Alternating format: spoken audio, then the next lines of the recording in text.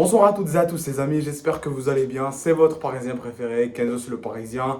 Alors les amis, le PSG pour son deuxième et dernier match de pré-saison a de nouveau fait un match nul, un but partout contre le RB Leipzig, 3 jours après avoir fait match nul contre le FC Sturm Graz. Donc avant d'analyser ce match et d'essayer de comprendre les raisons de ce match nul, on va d'abord analyser, et là on va d'abord plutôt voir la compo que Luis Enrique a faite ce soir. Donc, Luis Enrique a cette fois-ci fait un 4-3-3 au lieu d'un 4-4-2 comme il l'a fait lors du dernier match, avec Donnarumma gardien, et oui, le retour de Donnarumma en tant que titulaire dans le groupe. Les quatre défenseurs, Zaguet, Pacho, Skriniar, Soler. Les trois milieux de terrain, Asensio, Vitinha, Zaïre Emery. Et les trois attaquants, Ibrahim Baye, Colomwani, Kanguini.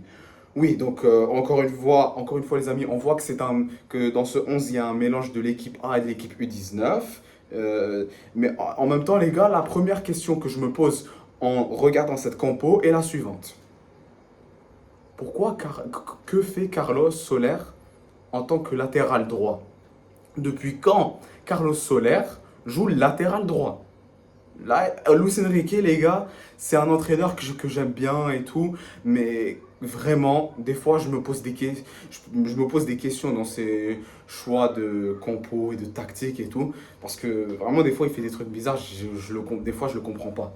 Luis Enrique. Carlos Soler, normalement, c'est un milieu de terrain et je ne comprends pas pourquoi il joue latéral droit. Ok, certes, Hakimi n'est pas là parce qu'il n'est pas de retour dans le groupe, parce qu'il vient de jouer les Jeux Olympiques avec le Maroc. Ben, ce n'est pas le seul latéral droit qu'il y a dans notre équipe. Bien pareil, il y a Mukiele, après il y a Mendes. Bon, Mendes, c'est vrai, il joue latéral gauche, mais il peut aussi jouer latéral droit. Mais pourquoi Carlos Soler? Ça, je ne le comprends pas. Après, comme j'avais prédit dans mon dernier débrief, les amis, William Pacho a joué son premier match non officiel sous les couleurs du Paris Saint-Germain. Euh, Parce que si vous avez regardé mon dernier débrief, je me suis dit qu'il soit probable que William Pacho soit dans 11 contre Leipzig. À la fin, au final, c'était le cas. Et voilà, donc pour analyser ce match, les gars, honnêtement, cette performance que j'ai vue contre Leipzig, pour moi, était 1000 fois mieux que notre performance face au FC Sturm Graz. On a joué beaucoup mieux contre Leipzig que le FC Sturm Graz. Ça c'est clair et net. Il n'y a aucun doute là-dessus, les gars. Ça, c'est clair. Euh, Pourquoi? Ben, parce que, certes, même si on n'a pas remporté ce match, on a beaucoup plus dominé. On s'en est mieux sorti tactiquement et techniquement, même si on n'a pas gagné. La preuve, les gars, on a eu 64% de possession avec 673 passes réussites, alors que le RB Leipzig a seulement eu 36% de possession avec 385 passes réussites. Donc c'est pratiquement la moitié de nombre de passes réussites que nous. Donc voilà, ces statistiques-là déjà prouvent qu'on a dominé ce match. Après, si pour ceux qui ont regardé le match, ou bien pour ceux qui ont au moins regardé le résumé du match, on a eu beaucoup d'occasions. Il y a eu pas mal d'occasions où on pouvait marquer. Malheureusement, ce n'était pas le cas. Mais bien évidemment, on le rappelle, ce n'est qu'un match de pré-saison. Le résultat ne compte pas. Enfin, c'est-à-dire quand je dis il ne compte pas, le résultat n'est pas important. Donc voilà. En même temps, bon, pour moi, les gars, si je vous dis, si pour moi, ce soir, les amis, mes deux plus gros flops sont les suivants. Skriniar et Colomwani. Je vous le dis direct. Skriniar, pour moi, n'est pas un bon joueur. Je vous dis je le trouve mauvais. Honnêtement, je le trouve mauvais. Tout simplement. Là, les gars, pour ceux qui me suivent, si vous regardez mes débriefs, donc le tout premier débrief que j'ai fait, qui parle concernant le mercato estival 2024-2025, je vous ai donné ma liste des joueurs qu'il faut vendre. Dans cette liste que je vous ai donnée, Skriniar fait partie de cette liste, les gars. Et évidemment, quand je vous dis qu'il faut vendre Skriniar, ce n'est pas pour rien. Vous avez vu comment il a performé? C'était lui qui a provoqué le corner où on a encaissé le premier but lors des 13 premières minutes par Loïs Openda. C'était lui qui a provoqué ce corner où on a encaissé le premier but. Et bon, en même temps, il ne faut pas blâmer que lui, les gars. Hein. On est vraiment faible dans les jeux aériens. Par exemple, le match retour contre Dortmund en demi-finale de Ligue des Champions. comme le premier but qu'on a encaissé, et enfin le premier et seul but de la partie qu'on a encaissé, c'était quoi? C'était un corner, une tête de Hummels si vous vous souvenez. Donc voilà, ça c'est juste un exemple sur plusieurs, je peux vous en donner plusieurs, mais bon, qu'on ne s'éloigne pas du sujet. Après, mon deuxième flop, les gars, de ce soir, c'est qui? Randal Colomoni. Les gars, pour ceux qui regardent mes débriefs, peut-être que vous avez remarqué que je suis l'un des supporters parisiens les plus patients avec Randal Colomoni. Parce qu'à la base, c'est un joueur que j'aime bien. Mais à un moment donné, faut pas qu'il abuse. J'étais patient avec lui tout au long de la saison 2023-2024, sa première saison. En plus, j'étais vraiment ravi qu'il nous rejoigne quand il a signé pour le club l'année dernière. Parce que déjà, il faisait très bon match avec Francfort avant ça et tout. Mais maintenant, les gars, vraiment, c'est vraiment dommage. C'est vraiment dommage. Ok, certes, il a fait une performance assez correcte contre le FC Sturm Graz il y a quelques jours auparavant. Mais Colomwani, encore une fois, c'est reparti. Il a encore très mal performé, très mal joué. Il a raté des occasions, mais vraiment, c'est dommage. Il a raté pas mal d'occasions. Et voilà. À part ces deux-là, le reste, j'ai bien aimé. William Pacho, j'ai vraiment aimé ce qu'il a fait sur le terrain. Il a fait une très bonne performance. Et dire qu'il a intégré le groupe qu'il a intégré le groupe pour participer à l'entraînement collectif et tout, il n'y a même pas 48 heures.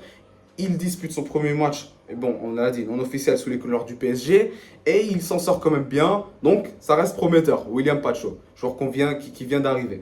Après, on a le petit Ibrahim Baye, c'est un joueur j'aime vraiment, hein, c'est un joueur très technique pour moi. C'est l'un des plus, en plus, c'est l'un des joueurs les plus jeunes des U19 du PSG. Le mec, il a 16 ans, il est né en janvier 2008, vous vous rendez compte les gars? Après, William Zaguet, lui aussi en latéral gauche, j'ai bien aimé. Et voilà, bon, les Titi qui ont participé dans cette petite tournée de pré-saison, je les ai tous aimés, vraiment, il n'y avait pas sans exception. De même pour le jeune Seny Mayoulou, j'espère qu'il va rester longtemps avec nous. Normalement, ça devrait être le cas. Cette saison, il devrait intégrer l'équipe première parce que en fin de saison, il y a quelques mois auparavant, il a prolongé son contrat jusqu'en 2027, si je dis pas de bêtises.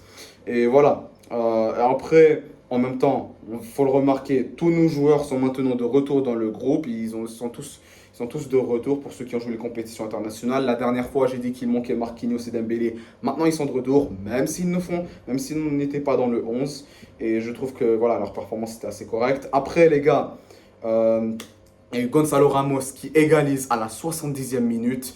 Les gars, Gonzalo Ramos, je vous dis, c'est un joueur très très très important dans cette équipe.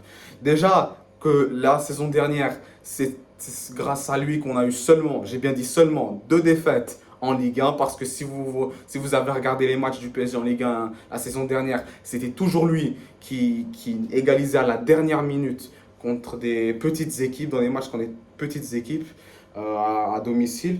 Donc voilà, ce soir, les gars, je veux dire, Gonzalo Ramos nous a prouvé qu'on a vraiment besoin d'un joueur comme lui.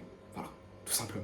Donc pour moi, Gonzalo Ramos, impeccable, ça fait partie de mes tops ce soir. Après, il y a aussi João Neves, bon, qui n'a toujours pas eu sa première titularisation sous nos couleurs, mais qui est quand même rentré et qui a quand même fait une belle performance. Après, bon, oui, João Neves, il n'est toujours pas titulaire. C'est la deuxième fois de suite. Bon, là, moi, personnellement, je commence à me poser des questions. Est-ce qu'il est encore remplaçant parce qu'il ne fait pas partie des projets de Luis Enrique? L'avenir nous le dira au fur et à mesure dans les prochains matchs à venir. Et voilà. Après, il y a aussi Vitinha qui nous régale toujours, hein, ça fait partie de mes joueurs préférés, je l'ai trouvé assez correct. De même pour Asensio, Kanginli c'est dommage, il a eu pas mal d'occasions, il a fait ce qu'il a pu. Malheureusement, il n'a pas pu trouver le chemin défilé parce que voilà, pour ceux qui ont regardé le match, faut le dire, hein, il a tenté pas mal d'occasions. Le petit Warren Zaïre-Emery, bon, moi je trouve que même s'il a fait une fin de saison assez décevante, je trouve quand même qu'il s'est un peu rattrapé. Il a fait un bon match ce soir et même il y a quelques jours contre le FC Sturm Graz. Et voilà, si je dois faire un tour des joueurs, ce que j'ai pensé, voilà, je trouve qu'on a quand même fait un bon match, même si on ne l'a pas gagné. C'était une performance on a mieux performé ce soir que contre le FC Sturm Graz. Donc voilà. Mais après, en même temps, il y a peut-être quelques explications pour ce match nul. Ben, les gars, déjà, on est l'une des dernières équipes à avoir repris l'entraînement après les compétitions internationales. Ou même pendant. Enfin, non, parce que nous, on a repris le 15 juillet l'entraînement. Et il y a d'autres clubs qui ont repris l'entraînement et les matchs amicaux et de préparation pendant la compétition, pendant l'Euro, c'est-à-dire pendant les compétitions internationales, l'Euro et la Copa América, alors que nous, on a repris, le groupe est revenu à l'entraînement pour jouer les matchs et tout, un jour après les compétitions internationales. Donc, ça demande encore un peu de temps, les gars. Il y a nos joueurs qui ont quand même tout donné, vraiment.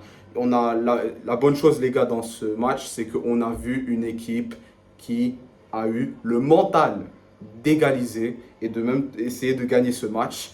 Donc, ce qui reste quand même prometteur pour cette saison. Mais voilà, en même temps, comme je l'ai dit, nos joueurs reviennent de vacances, ils ont joué l'Euro, la Copa América.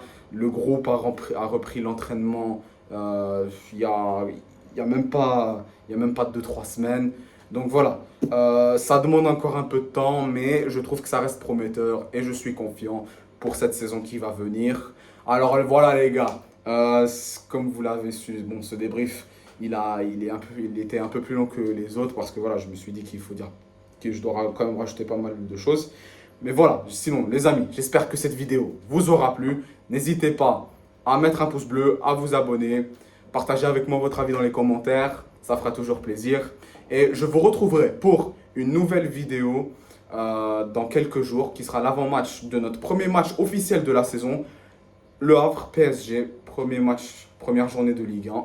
Et voilà, c'est tout ce que j'avais à vous dire les amis. Restez branchés avec moi pour de nouvelles vidéos. Et bien évidemment, restez jusqu'à la mort, quel que soit le score. Bonne soirée les gars.